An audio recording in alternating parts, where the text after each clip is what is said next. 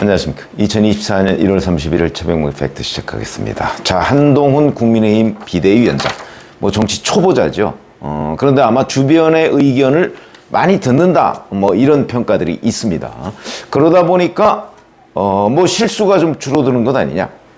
뭐 이렇게 얘기가 나오고 있는데 어제 이제 기자들이 그런 질문을 했던 모양입니다. 김경률 비대위원과 윤희숙 전 의원 등 이 특정 후보만을 소개해서 당내 경쟁 후보들이 반발하고 있다. 이런 지적에 대해서 한동훈 위원장이 모두를 만족시킬 수는 없다. 이기기 위한 공천과 선거를 치르는 과정에서 그런 의견도 충분히 감수하면서 가겠다. 결국은 앞으로도 이렇게 하겠다는 걸 얘기하는 겁니다. 제가 그렇게 몇 군데를 소개하는 이유는 이번 총선의 시대정신을 국민들께 설명하기 위한 것이다. 경제정책 통인 윤희숙과 운동권 원투, 이제 대표 운동권이다 뭐 이런 건 뭐예요. 원투인 임종석 중에서 누구를 선택하는 것이 맞는 것인가? 이 한마디가 훨씬 선명하고 국민들께 설명을 잘할 수 있는 부분 아닌가? 그러면 공천이 확정되기 전까지 제가 판사처럼 가만히 있어야 한다는 것이냐? 뭐 이렇게 얘기를 했습니다.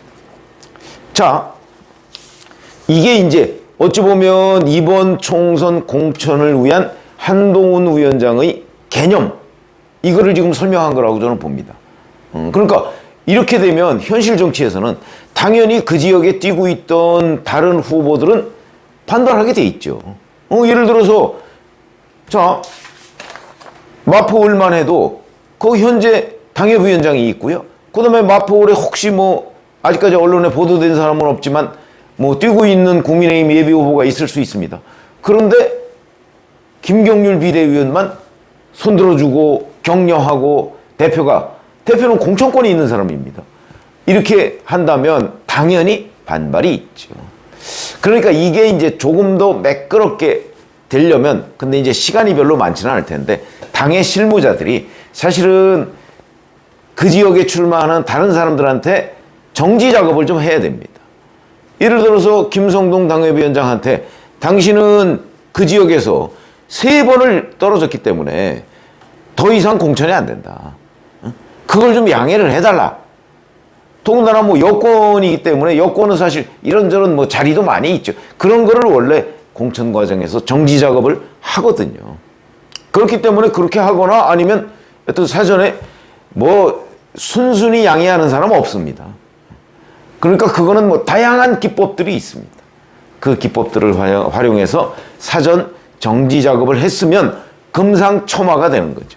그러나 그렇지 않더라도 이렇게 대표가 소개를 하면 아마 이 사람들은 경선에 붙여도 이렇게 해놓고 경선에 붙이는 가능성도 있죠.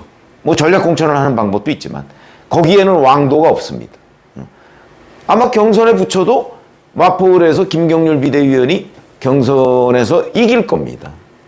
그렇게 되면 이제 정청래 최고위원하고 맞붙게 되는 거죠.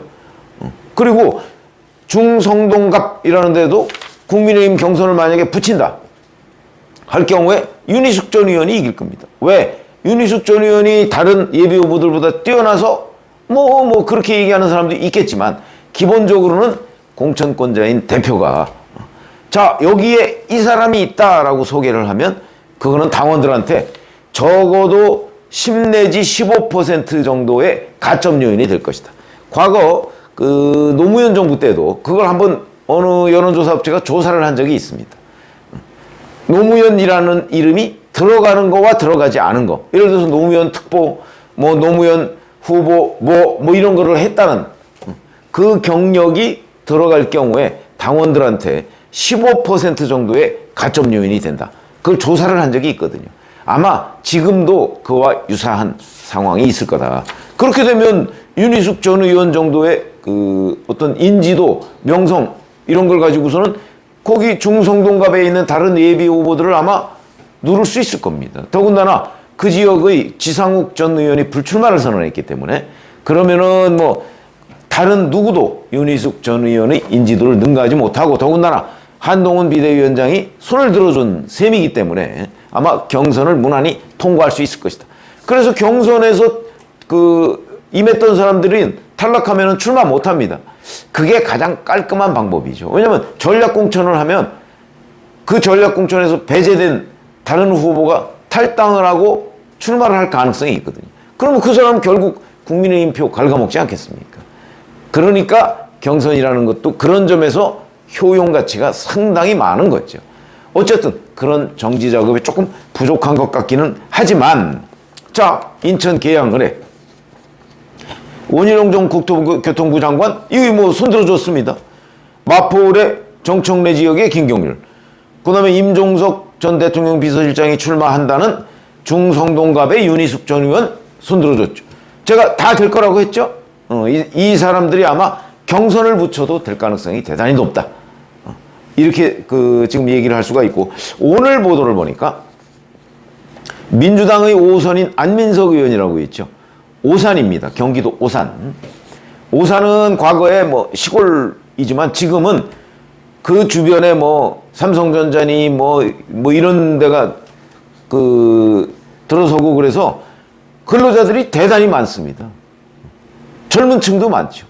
근데 여기에 유승민 전 의원을 검토하고 있다, 이런 보도가 나왔더군요. 그러면서 이제 경기 남부 지역을 좀 유승민 전 의원, 경기도지사도 출마한 적이 있으니까 남부 지역을 유승민 전 의원이 좀 이렇게 일종의 뭐라고 할까요? 남부 사령관처럼 좀 이끌어달라, 뭐 이런 걸 부탁하는 방법. 왜냐면 유승민 전 의원은 불출마를 선언한 게 아닙니다. 공천 신청을 하지 않는다. 제가 그래서 한동훈의 유승민 활용법, 이걸 한번 엊그제 말씀드린 적이 있죠. 불출마를 하겠다는 게 아닙니다. 공천 신청을 하지 않겠다는 거지.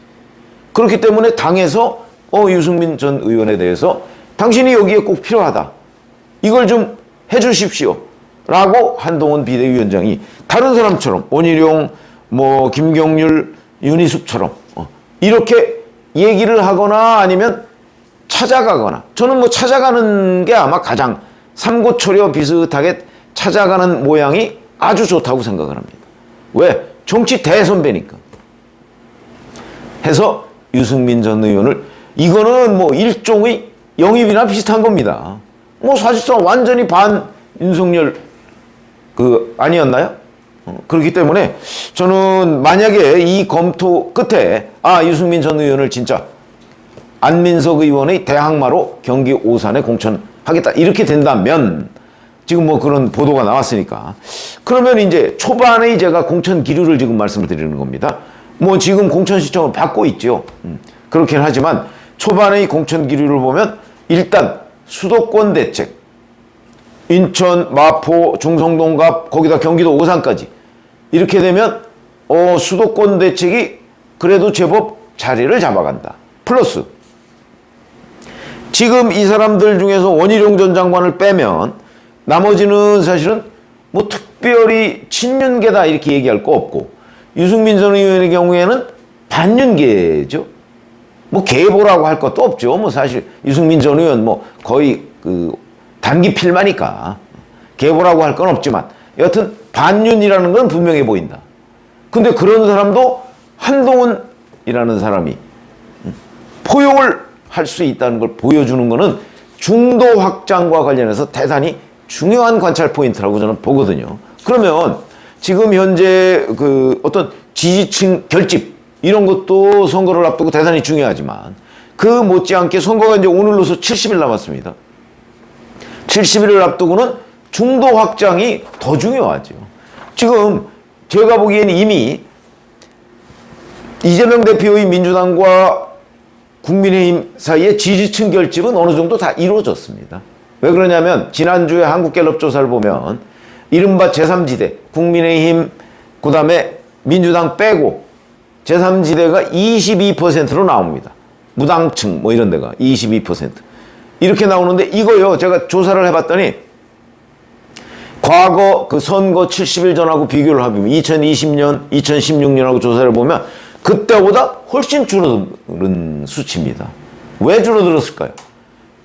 이 양극단에서 끌어들이는 힘이 워낙 강하다 보니까 정치가 양극화된 겁니다. 뭐 그게 뭐 요즘에 정치인을 향한 테러 뭐 이런 걸 유발했다 뭐 이런 분석도 있을 정도로 지금 현재는 과거 4년 전, 8년 전에 비해서 정치 양극화가 훨씬 심해졌다. 이렇게 볼 수가 있는 거거든요. 그러니까 중도층 자체가 옛날만큼 많지 않습니다. 무당층이. 그렇지만 양쪽에서 지금 확 끌어당기고 있기 때문에 그 가운데 있는 진짜 어찌 보면 20% 남짓한 이 사람들이 선거의 승패를 좌우할 수가 있다는 거예요. 거기에 지금 한동훈 비대위원장이 초반 공천 기류를 보면 뭔가 그쪽을 뚫고 들어가는 듯한 그 인상을 제가 받기 때문에 그래서 덧셈이라는 표현을 제가 쓴 겁니다.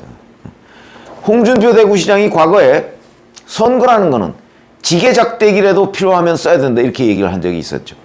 이런 게 바로 지금 친윤이다 반윤이다 가릴 것 없다. 이기는 공천을 하기 위해서는 반윤이든 아니면 비윤이든 아니면 외부에 있는 사람이든 영입해서 써야 된다. 그게 중도 확장이다. 그런 관점에서 본다면 지금 한동훈 비대위원장의 초반 한 그 대여섯 명 정도 초반 기류는 덧셈의 공천으로 보인다. 이렇게 말씀을 드릴 수가 있다는 거죠. 자, 그런데 이제 여기에 그러면 앞으로도 계속 그럴 것이냐? 그거는 알 수가 없는데 앞으로의 과제라 한다면 이른바 친윤, 뭐 용산이나 뭐 이런 데 있는 사람들이 자기 고향에 가서 출마하는 것까지야 뭐라고 얘기할 수가 없죠.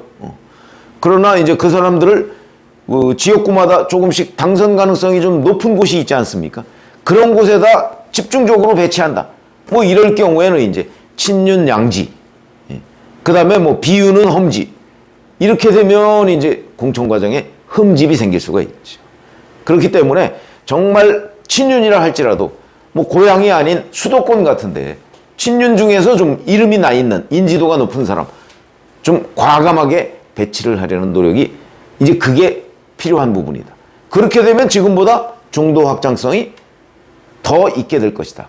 어쨌든 초반 한 5 내지 6명 정도의 지금 이 공천 흐름은 전체적으로 덧셈을 향해 나가고 있는 것이기 때문에 매우 긍정적이다. 이렇게 평가를 할 수가 있고요. 자, 앞으로는 이 덧셈을 조금 더 확대하려는 노력이 필요하다. 이렇게 말씀을 드리겠습니다. 고맙습니다.